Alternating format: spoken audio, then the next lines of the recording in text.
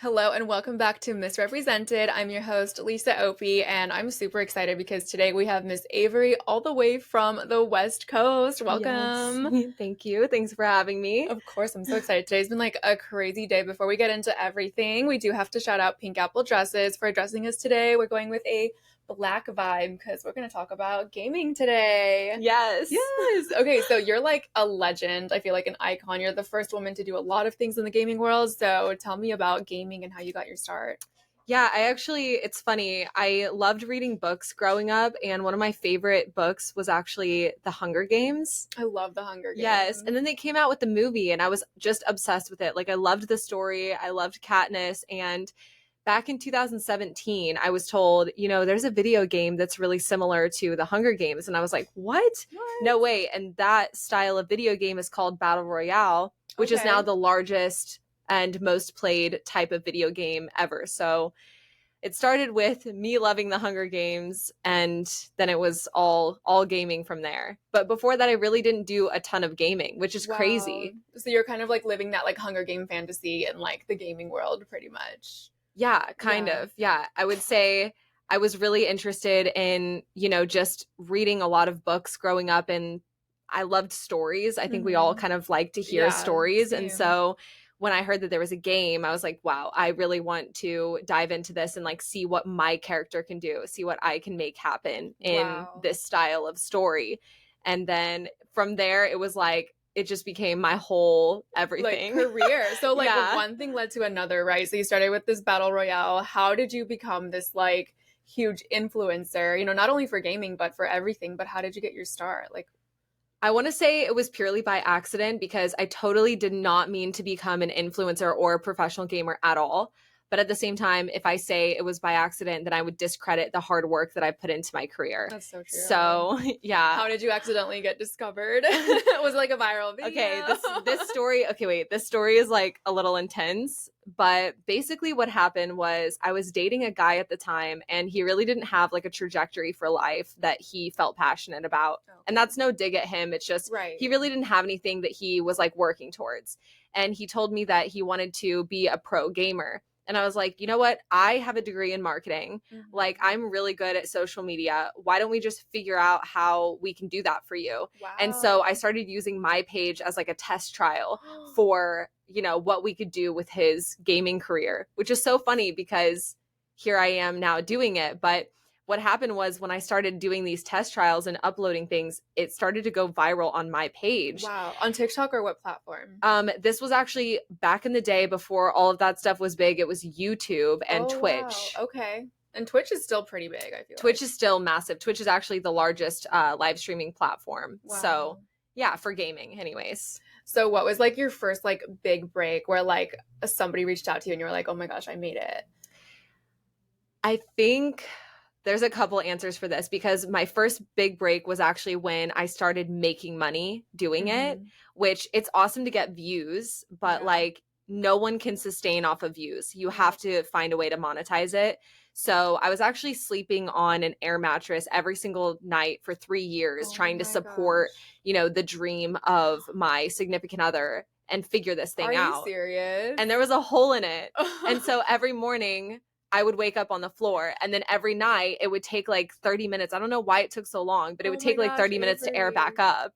And I was fine with that because, that's part of the journey. That's part of the grind. And, I hope that lets people know that you can start from anywhere as long as you have a goal in mind. And I feel like getting to know you today, I feel like that background probably made you so grounded because you're like the most relatable person I know. Like even today we did a photo shoot. She's wearing a gown with like socks and sneakers. And, like just a relatable queen. Speaking of, a little sidetrack, okay? I promise that you can tell your car story on this podcast because I don't even know the story yet. She sent me a picture of the back of her car like smashed. So what's the story? Okay, this is actually so funny. The night before I came here, my husband told me that he wanted to drive the car to LA to do a photo shoot. And I don't want to say I scalded him, but like I was like, babe, we shouldn't be driving our car back and forth all the time. Like it's wearing down really quickly. There's like a couple things that happened to our car recently. A rock came up and hit a windshield and like cracked it. And I was like, oh, like we're really wearing our car down. I want to keep our Oh my luxury car a gosh. luxury car. Yeah. And maybe we should get a second one. So we were having this full-blown discussion about how we're not going to drive the car, but this is the last trip Oh my gosh. that we're taking. And he sends me a text message. I cannot make this up. Stop. He goes, babe, just want to let you know I made it here safely. The car is perfect. I just wanted to update you. He pulls in the car to park it. And then he's like, you know what? Instead of parking it facing forward, I'm just going to reverse it. So he parked the car and turned off the engine. And then he was like, I'm just going to reverse park because I just want to put it in backwards. Oh my gosh. And he backed it up into like this metal pole and it completely went all the way through. The picture, it was like the windshield is gone. Yeah, it's gone. And he sends me a text and he goes, babe, please call me. I have bad news. And I'm like, I already knew it was the car. Like, I don't know Did how. You have like a gut feeling? Yeah, it was like that intuition, but I was nervous that it was like an accident. So I'm just so thankful. Honestly, $310 to fix it. Okay. Nobody's hurt. We get a new windshield. Oh my gosh. That's crazy. Yeah. Well, I guess that's what you're going to go home to. Yes. We're going home to that mess, but we have it scheduled to get fixed and everything. So good. Awesome. Okay, so back to gaming. Tell me about PUBG. PUBG was that first game that I started playing after reading The Hunger Games. And I noticed that there was like a huge stigma towards women in gaming. Not only was I getting mean comments online constantly and even getting made fun of by my peers in college, because at this point I was still in college when I first started. Wow. People from my high school, people from my college coming and commenting on my stuff saying like, LOL, you think you're a gamer now, blah, blah, blah, blah, blah. Which was super disheartening because I really did feel passionate about it. And I wanted to, figure out how that space worked, and to be discouraged the whole time was really difficult. And then, meanwhile, I'm sleeping on my air mattress, like, oh, what am I doing with my life? Like airing it up every single night. Wow. And I was like, you know what? This isn't very inclusive for women. So I'm just going to start an all females tournament. And it ended up going so well. The first live stream that we had over 240,000 unique viewers throughout the course of a 3-hour stream. What? And we had so many participants. We raised over $10,000 for charity. Wow. And it was just really cool to be on the front lines of advocating for women in this space, because I've seen it come so far since 2017. Wow. And 2017 is not that long ago, but it's like, if you were to tell me to name a gamer girl, I feel like I would be like Avori, and that's it. Like, I don't really know anybody else like girls in gaming. I know there are like a few, but you are like the big one. And I love that you're such a strong advocate for women in gaming. Thanks. Are there any other fields that you want to see women have a presence in? Like more women? Yeah. I mean, there's a lot of industries where women are facing discrimination. I mean, I think we've come heaps and bounds since back, like I said, in 2017 when I first started with gaming, but we still have so far to go. Yeah. Even as of right now, there's only one woman for every 20 men in the industry. I believe that. Which is so crazy. Yeah. And that's so crazy because when you actually look at the statistics of who plays video games, it's 46% women. Oh my gosh, what? Yeah. 46% of all online players with registered accounts are women. Wow. So that's almost 50-50, yet we're told that we don't belong and we shouldn't be doing it. And not only that, but also being discouraged from making it a career because it's not a girl's space. Okay, I guess I have a confession to make then. Oh, snap. I play Pokemon Go, and nobody knows this because I'm, like, embarrassed. It's such a, like, nerdy thing, and, like, I love Pokemon Go. Like, I'm really into it. Like, level 41. Okay. Wow. I know. It's giving. Right? But, like, I think it's because, like, I'm embarrassed. I'm like, women aren't supposed to be gamers, so. Yeah, there's, like, this perception that the world has that girls like makeup, and I know you do makeup, which is like awesome, and I love those things too, but it does get difficult because for me, even I want to post about like my makeup and my outfits and stuff, and I've started to do that, and then all the men will hate on me and the women will be like, yes, finally, and then vice versa. I'll post about gaming, and like, not that the girls aren't supportive, but they just don't really dive into that space as much. So yeah, it's difficult to balance. You're in like a tough spot, but you know what? Gaming pays the bills, so it does. And it does fun. For like me right now. Fun way. So speaking of paying the bills, you were the first female model signed with Ford in their gaming department, or the first ever, right? Yeah, so Ford opened up a esports side of their agency, and I always dreamed of being signed to Ford because they were, you know, they still are one of the top 10 modeling agencies in the world. I would say like top 3. Yeah, and they're really amazing. So, you know, to have such a prestigious agency want to get involved in gaming, I was like, wow, like this is actually taking off. Because I've seen the evolution of gaming throughout the years. Yeah. In 2017, it was not a thing. Like people did not see it as a career. They didn't respect it. They didn't respect me. And now they're like, wow, you know, I'm traveling the world, competing in tournaments, going on, you know, podcasts, TV shows about all it. Over the country. Yeah. And I'm glad that I stuck with it. Me too. And now you're signed with XSET, which is your current agency, right? And that's like specifically for gamers.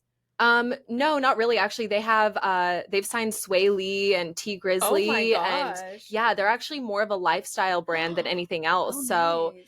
I've been able to do some really cool events.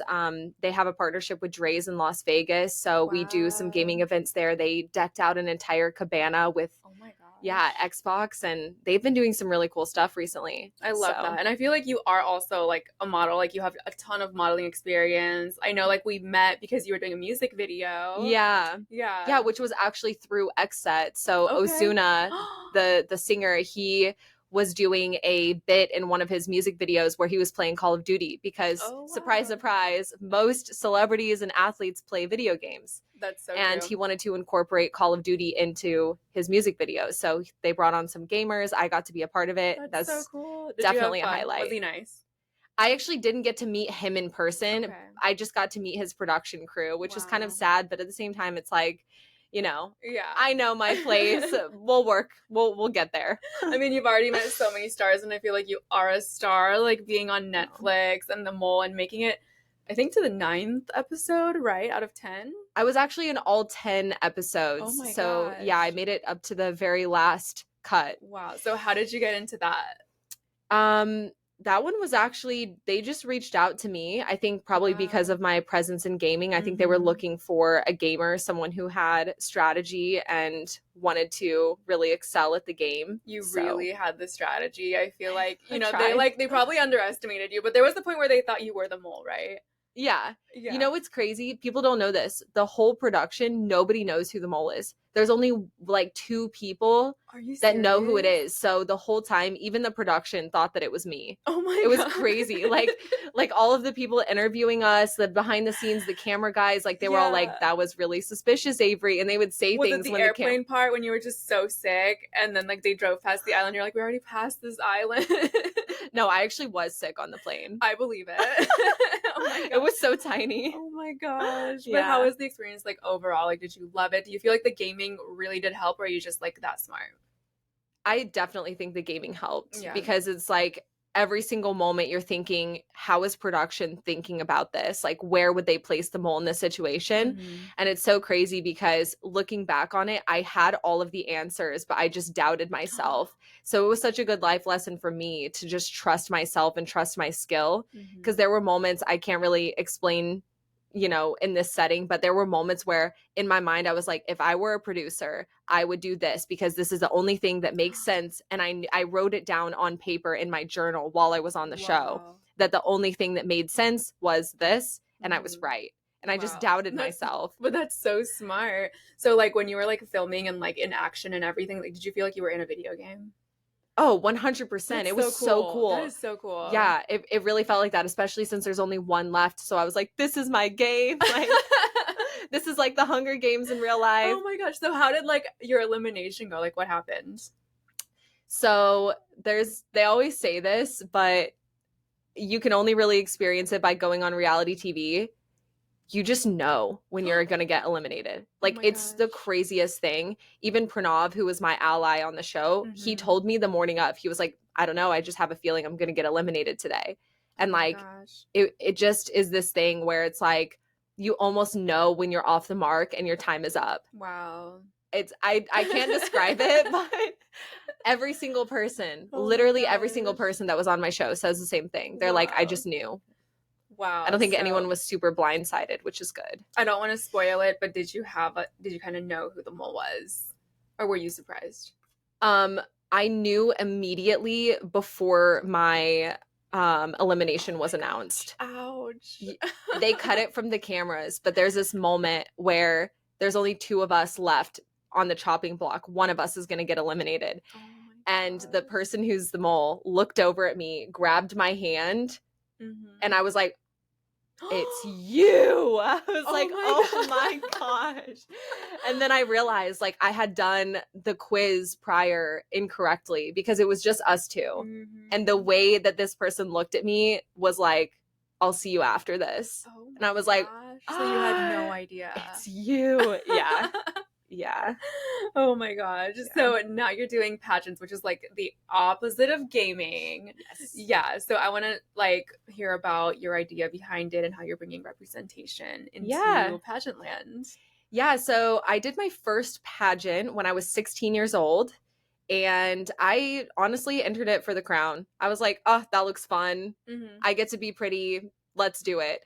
But at the same time, that was a period in my life where my dad had been diagnosed with I don't want to say terminal illness, but he had a severe central spontaneous brain hemorrhage, which is a bleeding in the hypothalamus. Wow. So his hypothalamus started bleeding, and no one on record has ever survived that. So basically the doctors were telling us like any moment, any day, like he could go. So sorry. It's okay. And so I really didn't have parents. My parents shipped me off to like live with friends, family friends of ours, and, you know, different people. And I just really didn't have any guidance. And so it was like the most important years of my life, ages 16 to 22. And I just didn't have parents. So I was like, what can I do to become a mature woman? Like, I want to be sophisticated. So I entered pageants because I was like, okay, I can learn how to walk. I can learn how to speak. I can learn how to, you know, advocate for something, because I really didn't have anything at that time that I was advocating for, and I didn't know who I was. Wow. So flash forward to now, you know, I know who I am, and I've made some major moves in my industry. I see the holes in the industry that need to be filled, and I want to be the one to fill them. So with all of the skills that I had prior, I can now enter as this matured woman who knows what she wants, and I can make something happen. I'm actually really excited because I think you're the first married woman I know personally that is competing at Miss Arizona USA. So I think that's really super awesome. Yeah. And the fact that you can now because they, you know, removed that restriction is so awesome. And I feel like that makes you so selfless too. Like, you know, from being in a relationship for 15 years, you have to be so selfless to coordinate your life with someone else. Oh, yeah. It's not just all about you all the time. It really is, how can you serve the people around you so that everyone flourishes? Because if you don't serve the people around you, it's like a plant. It'll die. Yeah. The relationships will die. And so when you have a married person, you know, competing for pageants, I think that just shows a level of selflessness that you really can't get anywhere else. I totally agree. And I feel like you're already like living that like Miss Arizona lifestyle, because you were telling me earlier that like you were like, oh, I'm not going to sell ads for my ad program. I'm going to like, you know, just put my favorite brands on there, like your favorite local companies, and you're supporting your local businesses. And I think that's so important. And that's really what a lot of pageant girls should be doing, is just supporting their local communities. So that means a lot. I have no idea how other pageant girls do it. I just know the way that I want to operate isn't by asking brands for free stuff.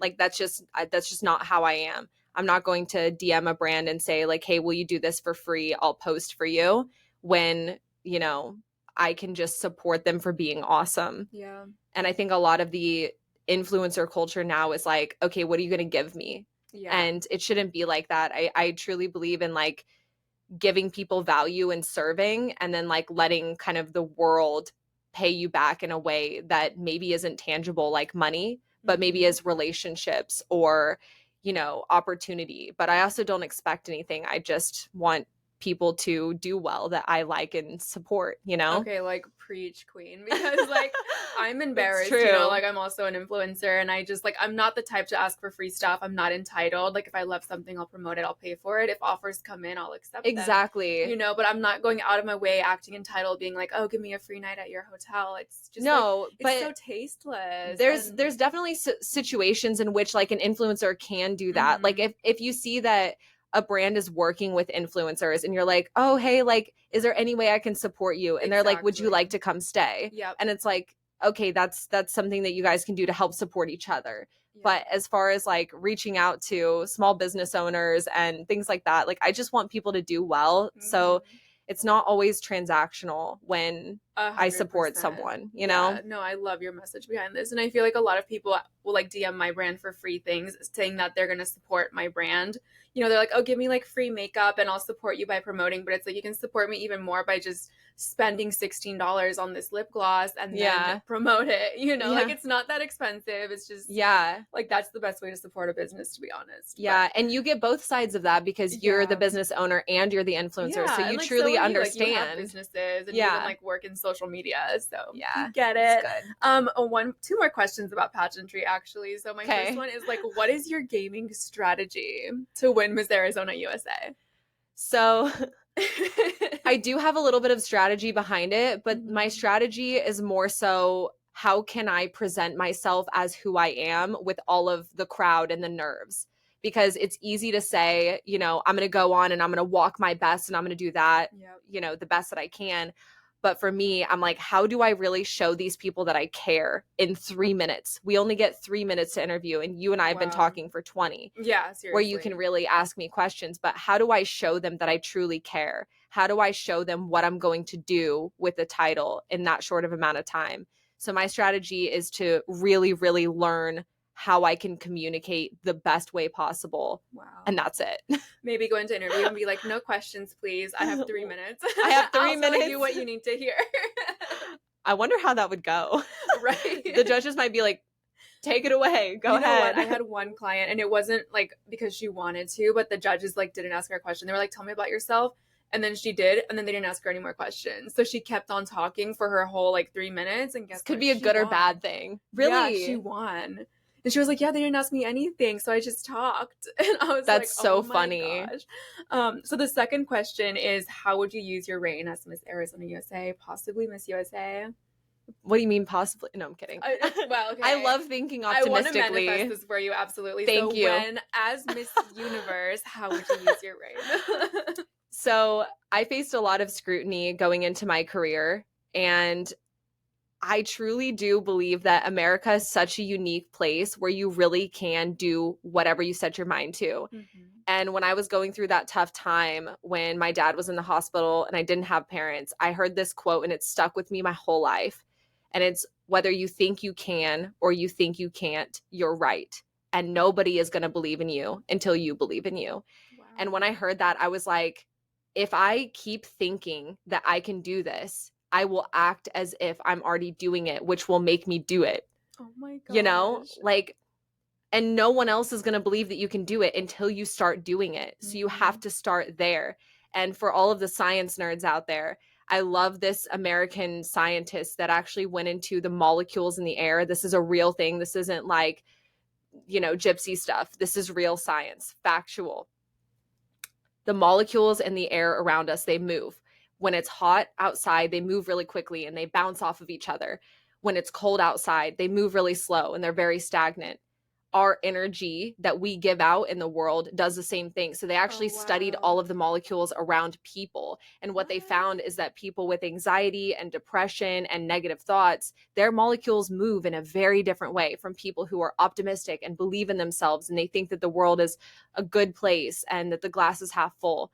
Wow. And so what that tells us that you can actually change your physical reality, the actual molecules around your body. You change them when you think positively, when you believe in yourself, when you believe that you can. Wow. And with the power of knowing that you can change your physical reality, why would you not just try? Why would you not just take the chance to believe that you can do something great?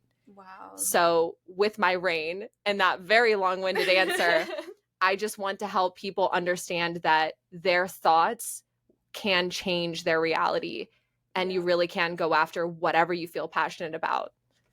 So now, like, I'm curious, just to piggyback on that, is there an example of a time in your life where like you shifted your mindset and then things just started working out for you? Yeah, I would say I've always genuinely had a pretty positive and optimistic positive and optimistic outlook. But when my dad did get sick was a time where I was like, I don't know how I'm supposed to be. Like, I don't know who I am. And there was even times when my dad was in the hospital and I didn't have anyone to go to. One of the darkest times for me was I got a full ride scholarship to dance at my university. And all I've ever wanted to do at that time was just dance. Oh my gosh. And there was one girl that bullied me off of the team. Like, she literally completely bullied me off of the team. She spread so many lies and rumors about me that I was like, guys, I just want you to do well at nationals. I'm going to quit. Oh And my I quit the gosh. team. And 3 months later, they kicked her off because she didn't have anyone to attack anymore. And she started attacking the other girls. Wow. And that was such a dark time for me. So I just decided to focus on what I need to focus on to make it. And in order to do that, I had to have some sort of belief that there was something better for me than being bullied every day, you know? Wow. So yeah, I guess there's a lot of pivotal moments, Yeah. but that one was definitely like devastating to me. I mean, I lost my scholarship. I lost everything because this my girl was so gosh. mean to me. But look at you now. Look at me now. And I hope she's looking at you now. She made it. I wish her nothing but the best. I hope that Yeah. she learned as well as I did. And you have so much more to come. I feel like you have a lot of really exciting things coming up that I can't wait to see. Oh, I'm very excited too. And you as well. You're so Thank accomplished. you. I'm like, I wish I could interview you back Oh my because gosh. I know you We have don't so much time to for say that. We're on a too. time crunch today. But yeah, I want to go into like your entrepreneurship a little bit because you have a social media consulting business. You have like so much going on. I know like you help me with all the travel things as well. So Yeah. like, walk me through like your other income streams. Yeah. So I love being a female entrepreneur. I'm a go-getter for sure, which means if there's something that I feel like I see opportunity in and growth in, I'm going to dive into it. So and I know you're the same way too. Exactly the same. My recent endeavor is I'm actually releasing a board game, a party game that's really similar to my show. Ooh. And thankfully we have the support of Gamescom Canada. They're going to be promoting it in June, and we'll have some live action stuff happening. And what? I want to be involved. Oh my gosh. It's and great. I'm going to support you. I'm going to buy the game and post about it. I'm actually really excited for this. Well, thanks. Yes, as I will buy Lady Code as well. Oh my gosh. Wow. Okay, so that was actually like my next question on my talking points was like any plans on creating your own game? So, no way. Yeah, I guess you leaked that. Would you ever create like your own video game? Maybe one day if I had the right support, the right team. I like to do it all myself, and that's definitely not a skill that I have. So I'd have to like sit on my computer, do coding, beep, beep, boop, bop, beep, like every day to make that happen. But with a board game, I was able to pretty much be the entire brains behind it and, you know, put it together. And I'm really, really proud of that. I like doing things myself, you know, with my hands, with my brain. I love being able to create things. So that's so cool. I love board games. I'm like a board game family. So like whenever the family's all together, it's just like game night. Oh, you're going to love this then. You're going to love this. It's called Backstabber. Ooh. So I think that tells you pretty much what it's about. Wow. Yeah, I'm excited. So before we wrap it up, can you tell us like a 5-year plan? Like where do you see yourself in 5 years from now, ideally? Ideally, you know, win Miss Universe. But I really just want to use my journey in pageantry to widen my microphone and spread my message. I am in talks right now with going to some college campuses and speaking about getting involved in the gaming industry and how to be successful. And also at that point, and I know this is a crazy thing to say, I really hope to have at least started my own family, because there becomes a point in time in life where like you do and do and do, and then you want to share with, you know, your children or create children to live out that legacy that you've built. And my mind is definitely starting to be like, I can't wait to be a mom and just share what I've learned and just, you know, bring someone up with the positive mindset and all the opportunity in the world. Wow, you're going to be such an amazing mom. And like I from what I hope know so. about your husband, he'll be a great dad. So He's great. He's going to be great. Lucky. So now it's time for the this or that portion of the show. Super excited. So quick, like this or that questions. Okay. First one is Fortnite or Call of Duty? Ooh, that's a tough one. I love both games for different reasons. I would say I'm better at Call of Duty, but the colors and the emotes and all of the fun stuff in Fortnite is better. Okay. I can't give you. We'll say Fortnite. Okay, Fortnite. Office or work from home? I love the idea of going to an office because I work from home right now. Okay. Like, I would love to get in my car, get my little coffee on the way, and just like get away from my house. And I think that's so much healthier too. Mm-hmm. I think so too. Office for sure. Yep. I agree with that. Twitch or YouTube gaming? Oh, I know these are tough. I want to say Twitch. Well, I'll say Twitch. Is that the moneymaker? Is that why? No, I actually got my check mark taken away from Twitch because I streamed on YouTube and they didn't like that. And so they just demonetized my channel. So I'm like, I have a little chip on my shoulder. I'm like, oh my god. I love Twitch, but like I just feel sad that they didn't give me the chance to flourish. Okay. So dancing or singing? Both. Oh yeah, because you do music too. Oh my gosh, we need like a longer episode. This girl has to go to the airport though. Her music is awesome. Thanks. Both. Okay. Both. That's acceptable. Single or multiplayer? Multiplayer. It's got to be with friends. Mm-hmm. I mean, what is gaming if you don't have a community of people to play it with? That's how 100%. I feel. Yeah. It's all about relationships and team building. I agree. And I feel like gaming is the community. It's like you never meet these people, but there's a community there. Oh, it's crazy at gaming events when you actually see the person behind the screen. It's the wildest experience. Really? Yes. Oh my god. You're like, you're Pikachu 425? No way. Oh my gosh. I'm sure people have come to you and they're like, oh my god, you're Avori. Like, yeah. That's so cool. Definitely. Yeah. Okay, so I'm going to ask you to drop your social media handles, but it's very easy. So go ahead and tell our audience where they can follow you. Okay. I am on Instagram as Avori Strib and then other social media as Avori. Love that. I love like the spelling of your name because you just like have your name as your social media handle. It's nice. I'm Lisa. So there's a lot of them out there. You don't say. You should just spell it differently. Lysah. Yeah. Lisa. No. All right. Well, thank you again to Pink Apple Dresses. And by the way, I did her makeup. Yes. Guys. Oh my god. I feel like a queen already. And the hair. I love the mermaid vibe. Yes. It's so Avori. So me. Yeah, love that. So thank you guys for tuning in and we'll see you guys next time.